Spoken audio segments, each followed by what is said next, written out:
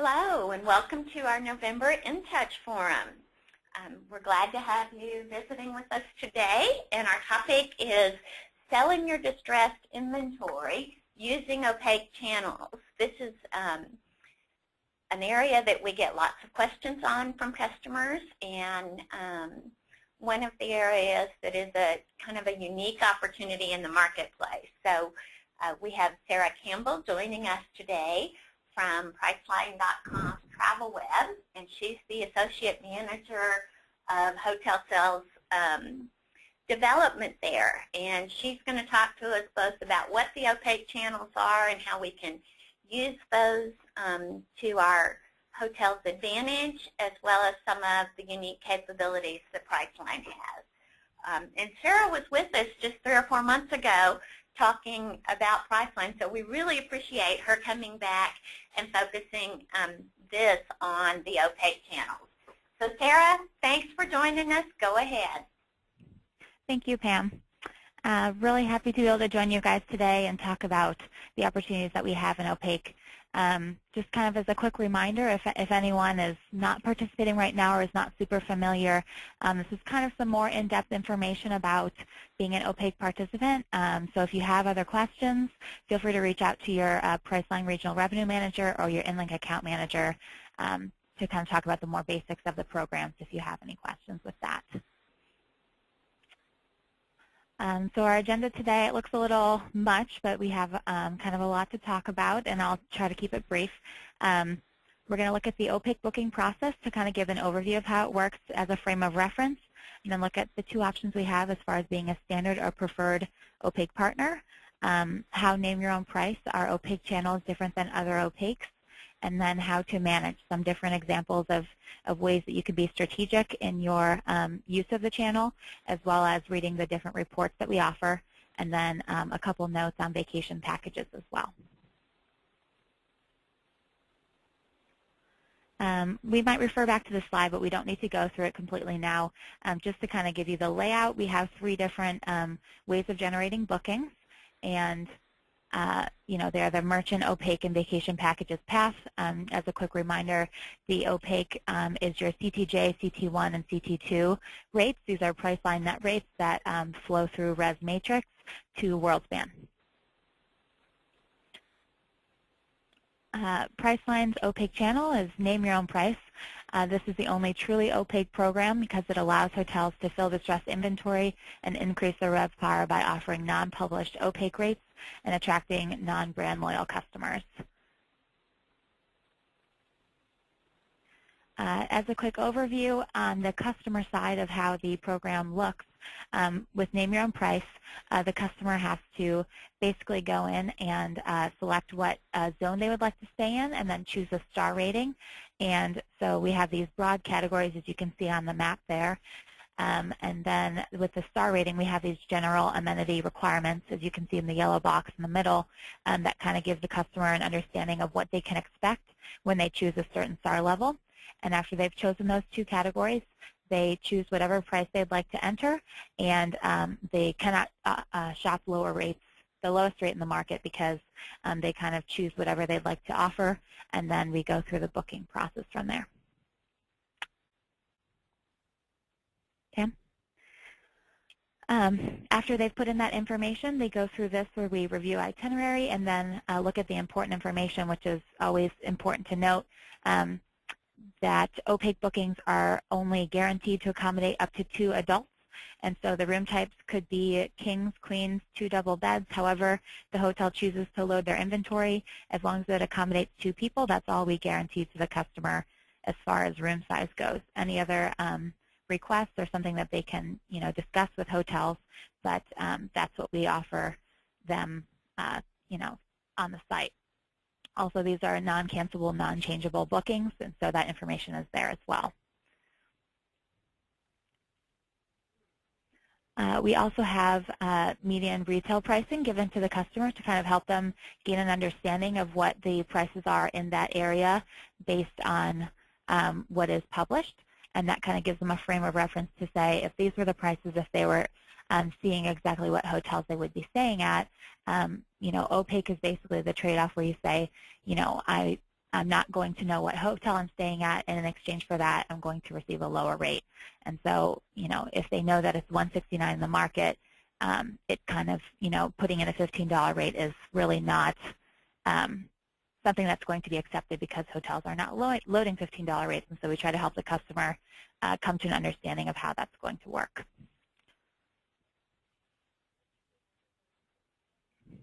Following their opaque offer status, basically after they've gone through all the information, if we accept the booking, we then let the customer know what hotel they'll be staying at.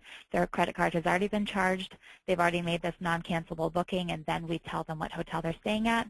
If not, we go through a second process to say, here's how you could change your bid if you wanted to try again because your bid was not accepted, but customers cannot make the same bid within 24 hours unless they change their offer.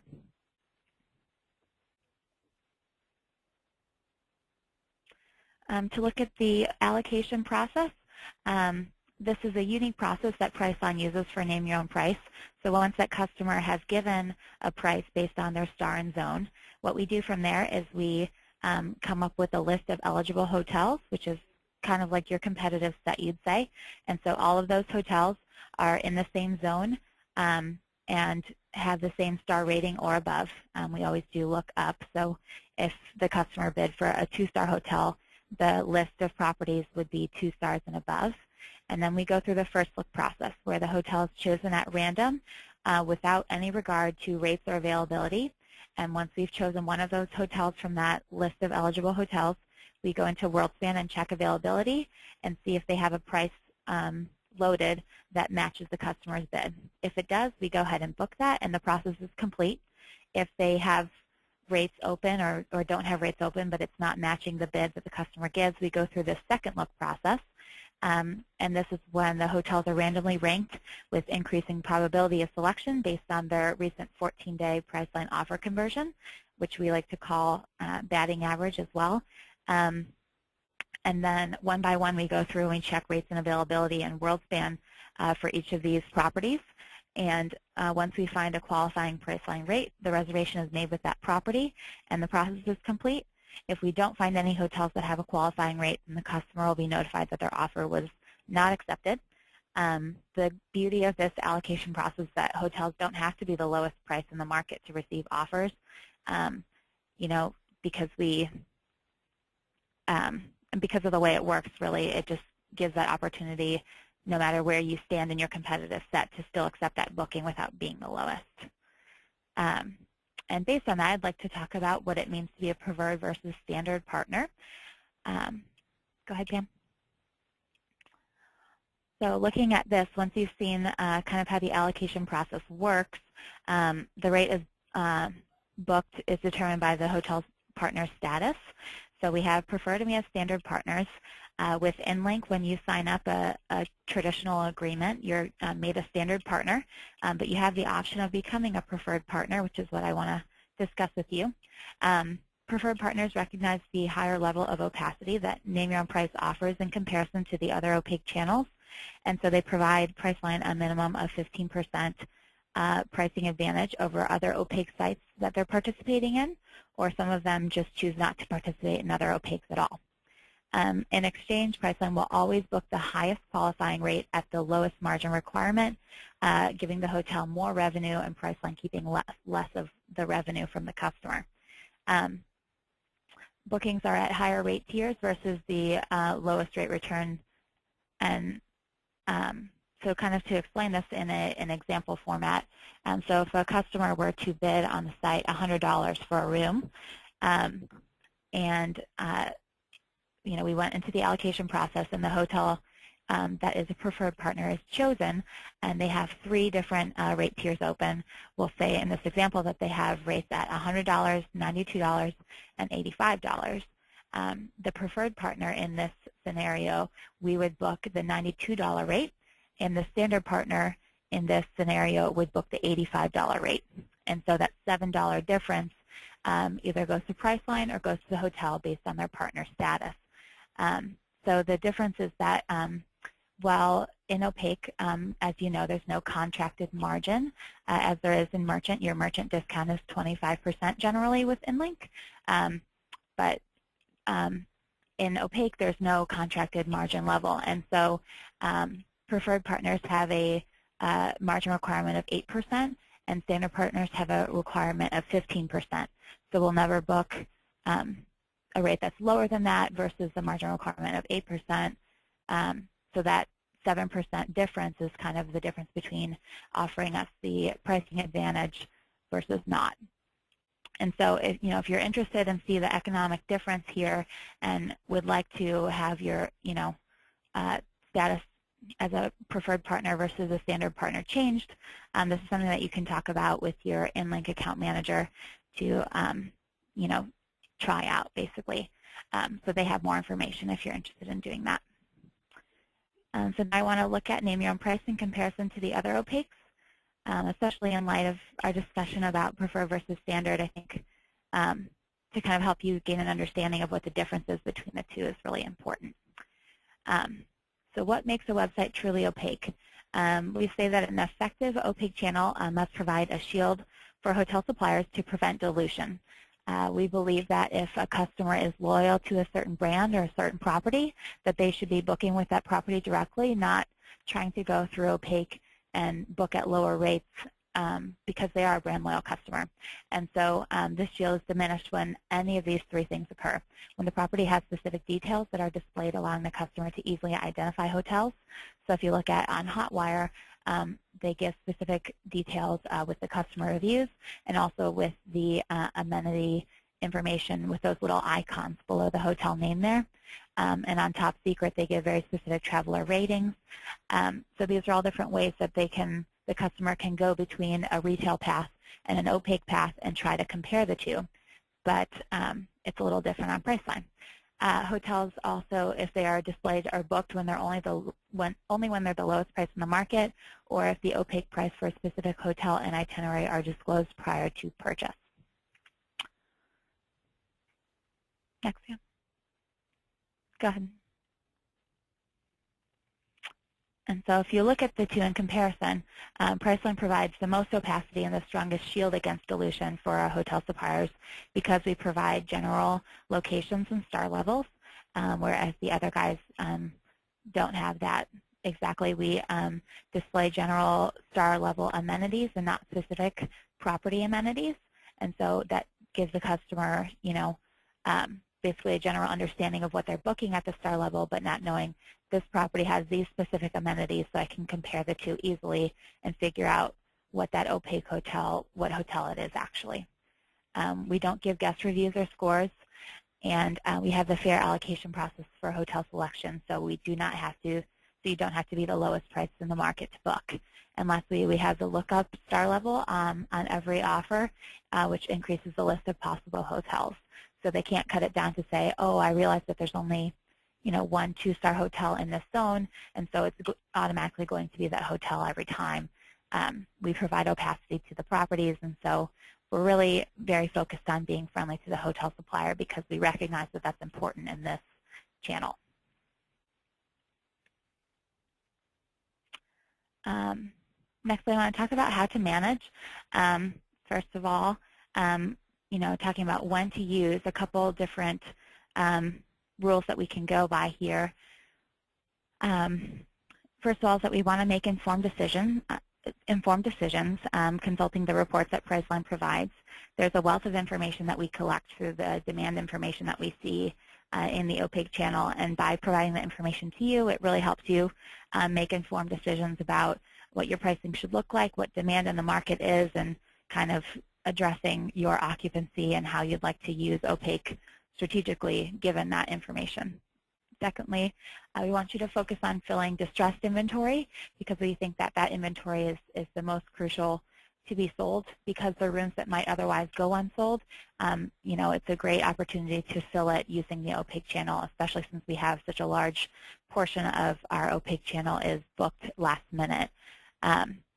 So a couple ways to fill distressed inventory is to keep rates open on day of arrival when rooms are empty. Because we have that opportunity for last-minute bookings to take advantage of that opportunity to lower rates at the last minute because we're comparing it to not selling the room at all. And so if you're going to bring in zero revenue versus some revenue, maybe it's not your rack rate, but comparing it to whether the room is going to go unsold completely for the night. We always want to aim to fill rooms the best we can because it's perishable. It's going to be gone tomorrow, and it's a room that we could have sold tonight. Lastly, we want to, instead of closing out rates, use maybe length of stay restrictions to accept bookings at lower rates on peak days when the booking includes room nights on your shoulder days. And I'll give an example to kind of explain that in a second here.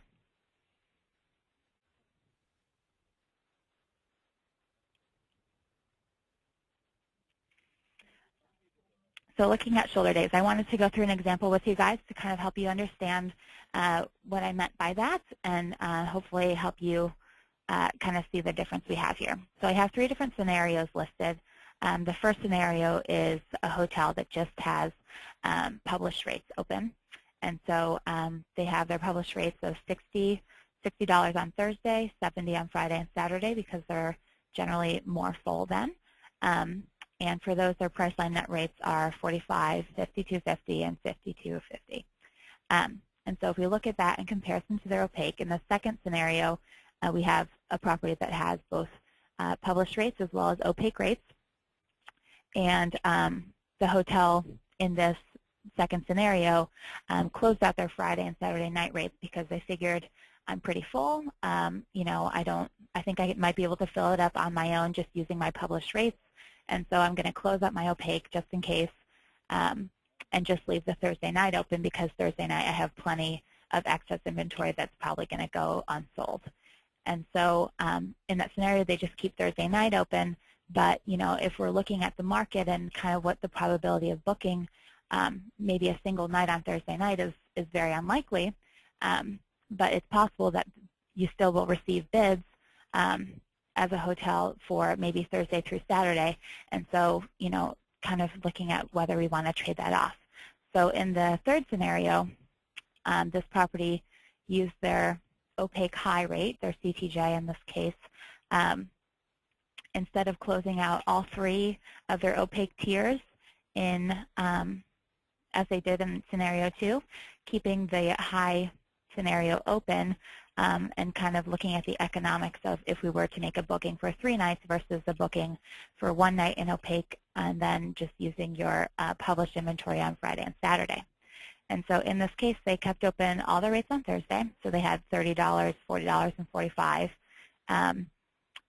But here, their CTJ rate, they kept at $45 across the board because if you look at the note just below that scenario, this $45 rate, you'll see what we did here is say, okay, if you were to make this booking in the merchant channel, your net rate would be $52.50 for Friday night and Saturday night if you were to make those bookings using your published rate.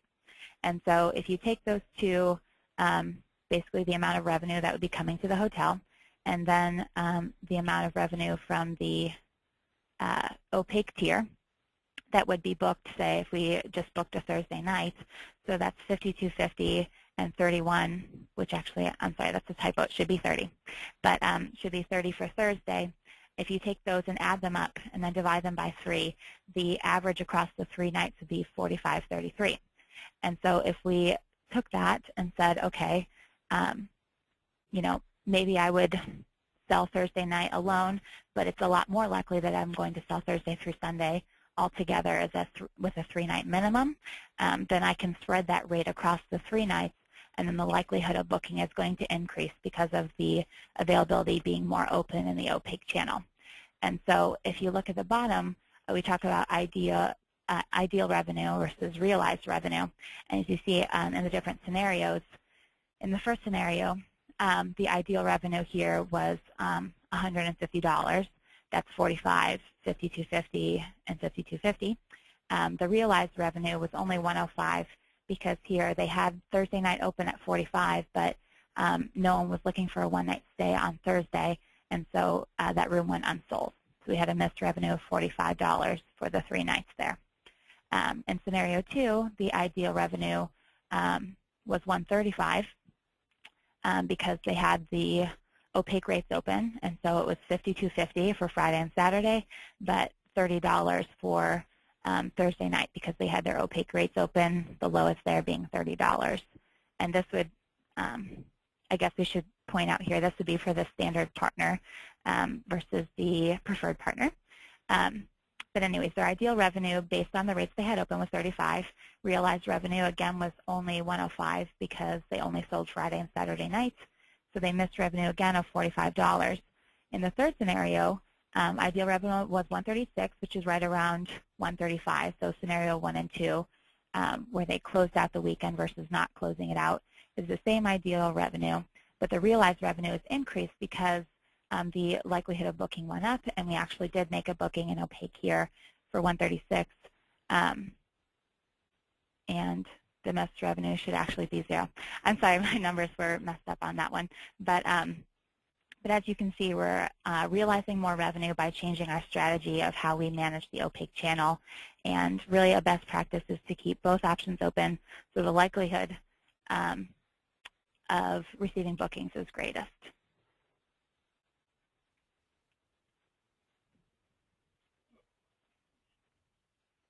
Another scenario that I want to look at is keeping opaque rates below our published rates. And so you generally have, your published rate and then your Priceline net rate kind of static. It's always the same. But now that we have this promo functionality, we have the opportunity to offer discounts in the published category, and so that's lowering your net rates on that side of the well, in that channel, I should say. And so as you can see here in these scenarios, their rates are, were net $45 and $52.50 given their normal rates, but then they offered a 15% discount, and so that brought their net rates down to $38, $44, and $44.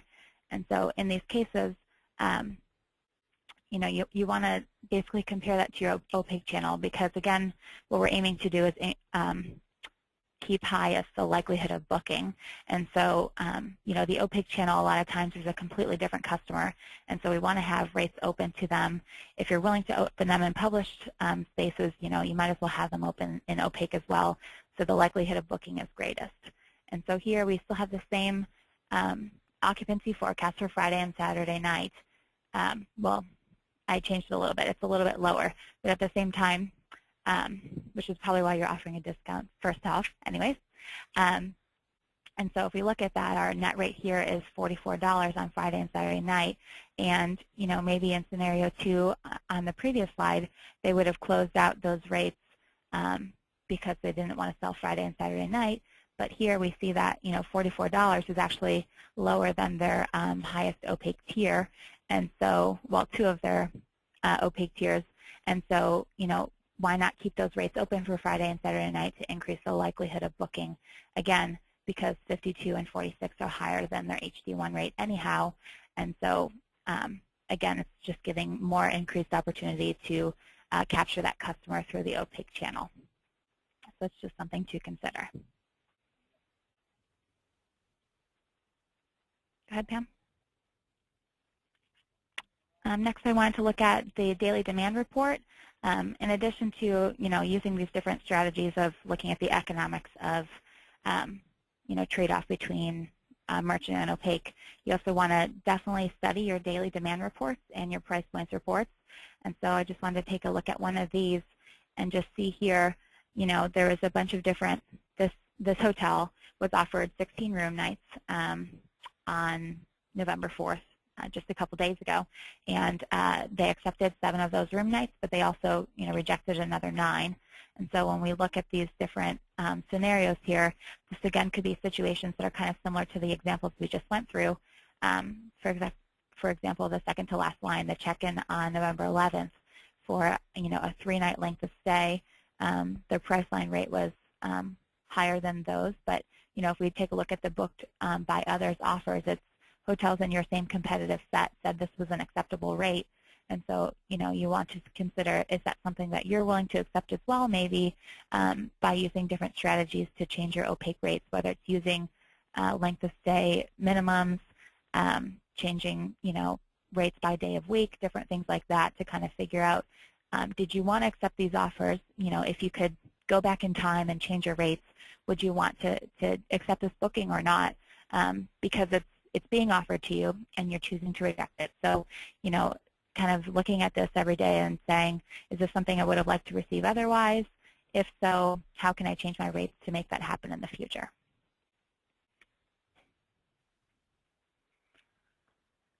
Next, you also receive, oh, that's not supposed to be there, the monthly opaque price points report. And, in this example, I'm sure you've seen these before if you're active in the opaque market. And in this scenario, we're giving the different price points that are offered to the hotels by customers and kind of saying these are the different demands that we see both weekend and weekday for the different price points. And it also shows you your current Priceline rates are starting, this hotel was at $40, whereas their competitors are starting at $36.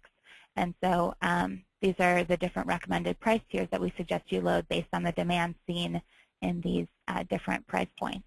And so, this is something definitely to monitor month to month and say, should we make adjustments based on what's seen in the market? Because sometimes changing your rate by $1, $2, whether it's lowering it or increasing it, or maybe just opening a new tier, can, open up a lot more demand for you. And so it's always good to monitor that, in light of what your occupancy is at the time.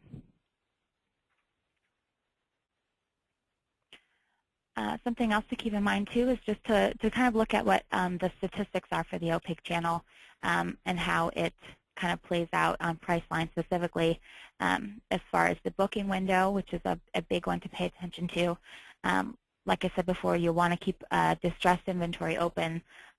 Last-minute demand is really, the most distressed, and so 20% of our bookings are same day, and so having those rates open gives you definitely an increased opportunity for booking. And length of stay and all those different things. These are all different ways to figure out what your strategy should be to, make the biggest impact in using this channel for your hotel. I'll try to make this quick. I know we're wrapping up on time, and we still have vacation packages ahead of us. But just, from the things we've discussed, you'll want to study your daily demand reports and price points reports. Remember the potential for same-day bookings because this is truly distressed inventory. As occupancy increases, raise your Priceline rates and use different length of stay and day-of-week controls and whatnot to change them instead of closing them out because that's, if your Priceline rates are closed, there's no way you're going to receive a booking. So if you have an extra room open, we could have possibly sold it for you. And lastly, remember your Priceline Regional Revenue Manager. They're always willing to help you with strategy and talk about the different things that we can do to find ways to increase booking. Lastly, we'll look at vacation packages. Vacation packages allows hotels to dynamically package their hotel inventory with air and rental cars. And this is something that we do on the Priceline site. You're not necessarily going to know when you get bookings that are from vacation packages because we use the opaque rate plan codes as well as merchant rate plan codes. It's all going to look the same when it's coming into your system. But on our end, we are bundling it with air and rental car. It's good to note that hotels don't have to be in vacation destinations to book well in the vacation package channel. InnLink's top VP booking properties are in Baltimore, Burlingame, Lynchburg, Spokane, Omaha. Obviously, these are, well-demanded cities, but they're not, Disney or Cancun, things like that. It's more than just those big markets that you might think of when you think of vacation packages. The package listing is very similar to what it is in the Merchant Pass. It displays most popular first. We put air itinerary right next to the hotel's information. It's important to note that the length of stay is a lot longer in the vacation package channel, and the booking window is more like 30 days on average, whereas in Opaque it's a lot more within 7 days. Packages include triple and quad occupancy, so you'll want to make sure that you have rates loaded that can accommodate triple and quad occupancy so that that you're not excluded basically when customers are searching for that availability. Next. The package review page, if you take a look at this, it's very similar to Merchant again, but important things to know. Under the Choose Your Room section, the room type options will display based on inventory, and if you have an opaque rate loaded, that's what's going to be included at first as your Priceline value rate. And so that's included in the price that's quoted on the listing page, and then the merchant rates are kind of an opportunity to upsell to specific room types, and so those are listed with what the increased cost is to change over to a specific room type. Opaque rates are given priority, and merchant is used to supplement. So different ways to take more advantage of the vacation package path is to make sure that you're enabled with vacation packages with Priceline. When you sign up with Priceline on your contract, vacation packages is an automatic inclusion, but just make sure with your regional revenue manager or with your InnLink account manager that you are enabled to sell those as well. Ensure you have competitive rates loaded and available. We have an additional rate plan code actually that we use that's not just the CTJ 1 and 2 and merchant net rates. We also use CT5 is an additional rate plan code that you can use specific to vacation packages, which is a great way to load your triple and quad occupancy. It's a great way to manage it separately so that you can have the longer booking window, and so you don't always have to offer the lowest rates that you're offering in Opaque, because a lot of times the ADR is a lot higher in vacation packages because of the bundling, and so you can offer vacation package rates that are a little bit more than your Opaque rates. Well, I think I covered those all, but make sure you have triple and quad occupancy and the 30 days out. So that's everything I wanted to talk about today. Sorry to rush at the end. I'm trying to keep you guys on schedule. Sarah, we did get one question. Sure. The question was, when Priceline determines star level, how is that determined? How is that determined? It's a variety of factors. We have the different amenity requirements, which I talked about. The general amenity requirements that we have for each star level is one of the main requirements. And so if you don't meet those general requirements for that star rating, we can't put you in that category. But we also look at other factors as well as customer reviews and things like that to kind of come up with our own star rating. We don't just take for granted what's out there on the other sites and things like that. It's an internal thing for us.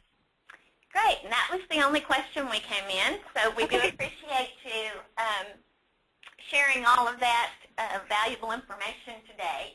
Our next In Touch Forum will be December 14th, and we're going to take a look at the InnLink 2011 enhancement priorities at that point in time. Marie Ainsworth from InnLink. We've got a lot of exciting new capabilities for next year that are in development, and we want to share some of that with you. So we look forward to seeing you back in December. And thank you. Have a great day.